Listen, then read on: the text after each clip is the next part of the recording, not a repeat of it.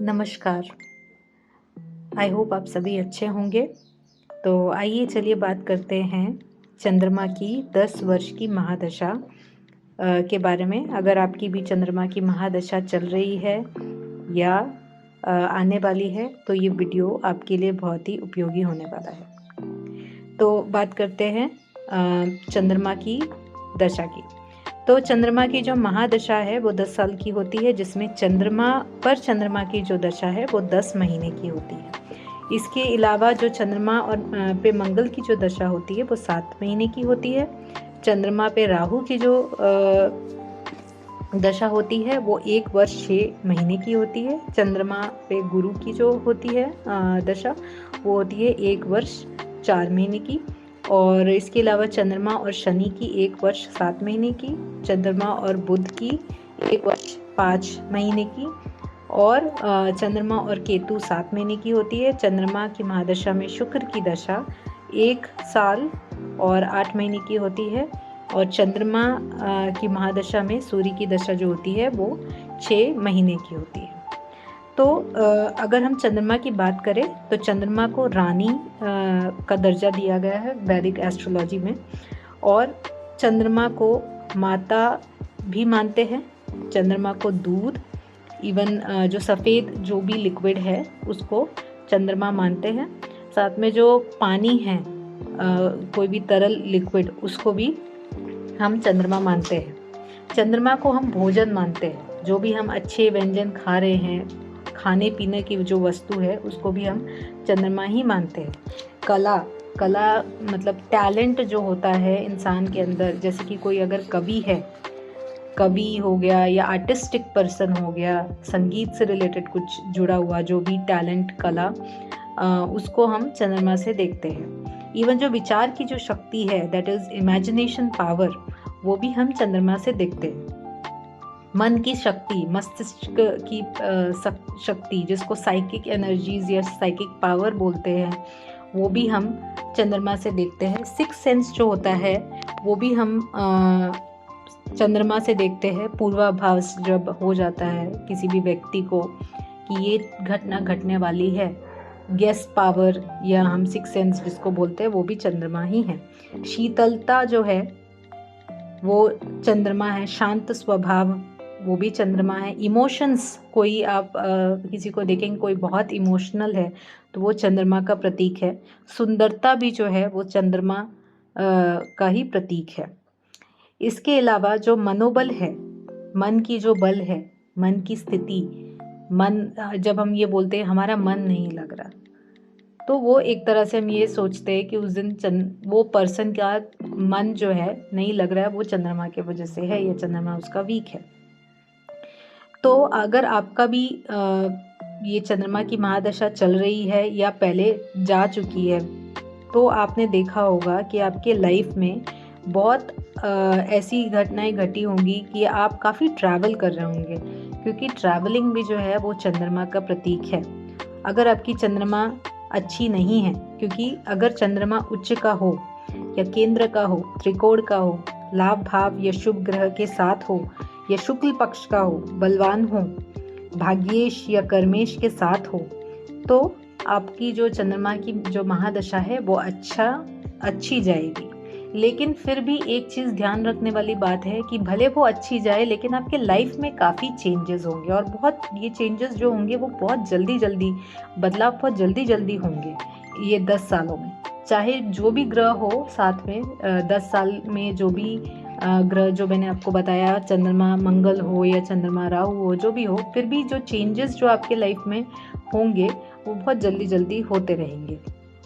इसके अलावा अगर चंद्रमा नीच का है या रिक्त भाव में है, 6, 8, 12 में है, और अमावस्या का है या अमावस्या योग है या फिर कृष्ण पक्ष का है और नेगेटिव ग्रहों के साथ है, तो खराब होने के चांसेस है और काफ़ी नेगेटिव होगा।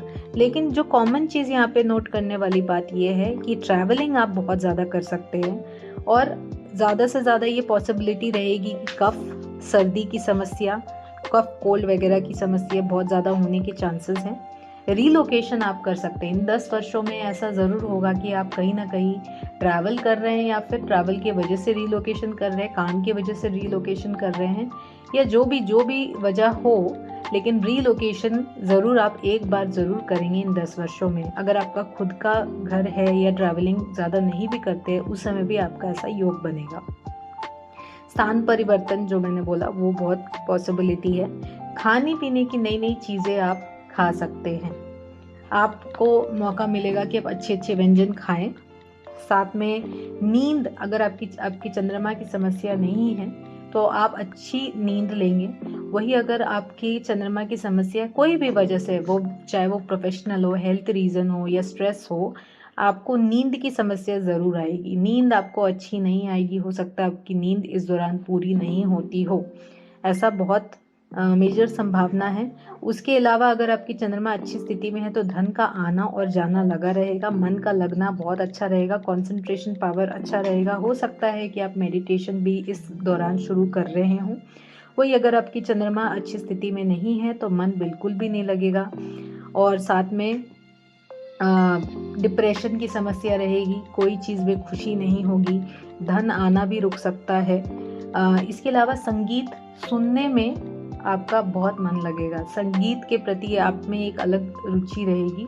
हो सकता है आप गाते भी हो। अगर चंद्रमा आपके द्वितीय भाव में बैठा है तो आपका ये बहुत पॉसिबिलिटी है कि आपके पास में पैसे आते जाते रहे। इसके अलावा आपकी जो वाणी है वो बहुत ही मधुर होगी।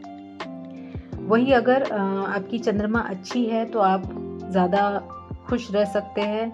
वही जो है अगर अच्छी नहीं है तो डिप्रेशन काफ़ी ज़्यादा हो सकती है, नेगेटिविटी बहुत हो सकती है। हो सकता है कि छोटी छोटी बातों पे बहुत इमोशनल हो जाए। अगर चंद्रमा अच्छी है तो माता के साथ आपका अच्छा व्यवहार और संबंध रहेगा, उनका भी आपके प्रति अच्छा रहेगा। वही नेगेटिव है तो आपको उनकी हेल्थ को लेके इश्यू हो सकता है। ये सारी चीज़ें आपकी चंद्रमा के महादशा में होती है।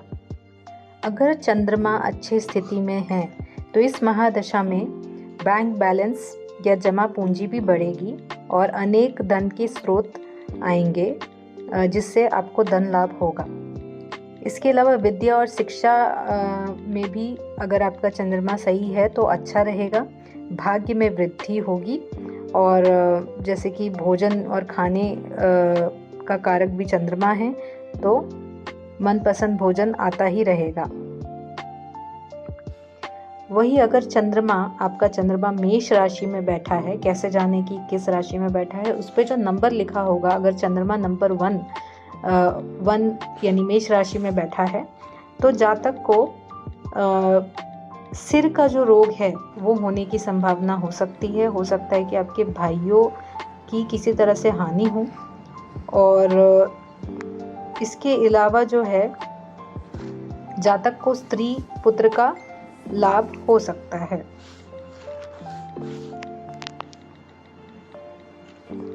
वही अगर चंद्रमा वृषभ राशि में है तो उनकी दशा में रत्न, वाहन, पुत्र वगैरह जो है वो प्राप्त होते हैं। हो सकता है कि आप दूर की स्थानों में लंबी यात्राएं करें, और इसके अलावा वात कफ की जो स्थिति बनी रहेगी। वही अगर मिथुन राशि में चंद्रमा हो तो उसकी दशा में जातक जो है अगेन दूसरे स्थान में घूमता फिरेगा, या ट्रैवलिंग उनका काफ़ी रहेगा। बहुत ज़्यादा परिवर्तन होता रहेगा, स्थान परिवर्तन, यात्रा, और इवन ऐसा भी होगा कि अपने घर और परिवार से दूर रहेगा, और नौकरी के चक्कर में भी हो सकता है कि इधर उधर वो ट्रैवल करे, घूमे, ट्रांसफ़र हो। ये सब होने की बहुत ज़्यादा संभावनाएं होती हैं, चाहे व्यापार के लिए या नौकरी के दोनों ही संदर्भ में वो वर्क रिलेटेड ट्रैवल कर सकता है। कर्क राशि का अगर चंद्रमा होगा तो जातक को धन की काफ़ी प्राप्ति होगी। हो सकता है वो ज्योतिष या कोई ऐसा गूढ़ विद्या या कोई ऐसी चीज़ सीखे, ज्योतिष शास्त्र या कोई भी उससे रिलेटेड चीज़ें सीखे, गुप्त विद्या, उसमें उनको बहुत रुचि आएगी सीखने के लिए, अध्ययन करने में। हो सकता है उसी दौरान वो सीखे। और इसके अलावा गुप्त रोग भी हो सकते हैं, खासकर कोई ऐसा रोग जो चंद्रमा के द्वारा, जैसे कि कफ वगैरह होने की भी बहुत संभावना होगी। और इसके अलावा अगर चंद्रमा सिंह राशि में स्थित हो, 5 नंबर राशि में स्थित हो, तो जातक को काफ़ी धन मिलता है, वो जो चाहता है वो करता है। और जितनी भी कठिन परिस्थितियां हैं उसका वो सामना कर पाता है। और अगेन वो ऐसे जगहों पे घूमने फिरने के लिए जाता है, कोई भी दूर दराज, कोई जंगल, कोई नेशनल पार्क वगैरह, ऐसे जगह पे वो जाने की बहुत उनकी संभावना होती है। यदि चंद्रमा कन्या राशि यानी 6 नंबर राशि में स्थित हो, तो ऐसी दशा में जातक या फिर अच्छा लेखक हो सकता है, कवि हो सकता है, उसको संगीत, साहित्य वगैरह में बहुत ज़्यादा दिलचस्पी होती है और उसी दौरान वो ज़्यादा एक्टिव भी होता है। इवन ये भी हो सकता है कि वो अनेक लेडीज़, अगर मेल है तो लेडीज़ के से उनका संपर्क हो, उनके इर्द गिर्द ज़्यादा लेडीज़ हो उस दौरान। और अगेन वो दूर लंबी यात्राएं भी ऐसे लोग करते हैं। इसके अलावा अगर तुला राशि में अगर चंद्रमा है, तो जातक को किसी स्त्री के द्वारा जो है प्रॉब्लम हो सकती है, मान हानि हो सकती है, और अपने कार्य में असफल भी बहुत हो सकते हैं। हो सकता है कि मन ठीक ना हो, मन शांत ना हो, दिमाग काम ना करे, नींद की समस्याएं हैं, ऐसी चीज़ें हो सकती है। इसके अलावा अगर चंद्रमा वृश्चिक राशि का हो, तो ऐसा इंसान बिजनेस कर सकता है, बिजनेस के द्वारा उनको धन मिलता है। हो सकता है कि जातक का उस समय शारीरिक बदलाव हो, जैसे कि कभी वो पतला हो जाए, कभी मोटा हो जाए, तो वेट अप एंड डाउन काफ़ी ज़्यादा उस पॉइंट ऑफ टाइम पे हो सकता है। इवन कई रोगों की होने की संभावना भी जातक को होती है। धनु राशि में अगर चंद्रमा हो, तो जातक को बहुत ज़्यादा फायदा होता है और उनको धन का लाभ होता है, सुख मिलता है। जो भी वो चाहते हैं उसका पूरा फल मिलेगा, जो भी कर्म करेंगे उनका फल धनु राशि में चंद्रमा होने से मिलता है। कुंभ राशि में अगर चंद्रमा हो, तो ऐसे समय में बुरी औरतों की संगत से दूर रहना चाहिए, या बुरे औरतों के संगत में पर्सन है वो पड़ सकता है। और इसके अलावा हो सकता है कि धन की हानि भी हो या निर्धनता भी आ जाए। मीन राशि में अगर चंद्रमा है, 12th राशि में अगर चंद्रमा है, तो ऐसे में इन जातक का धन जो है बढ़ता है। इवन जो पशु पक्षी, वाहन, पुत्र वगैरह का सुख भी प्राप्त हो सकता है। जो बुद्धि होती है वो सही चलती है, मनोबल बना रहता है।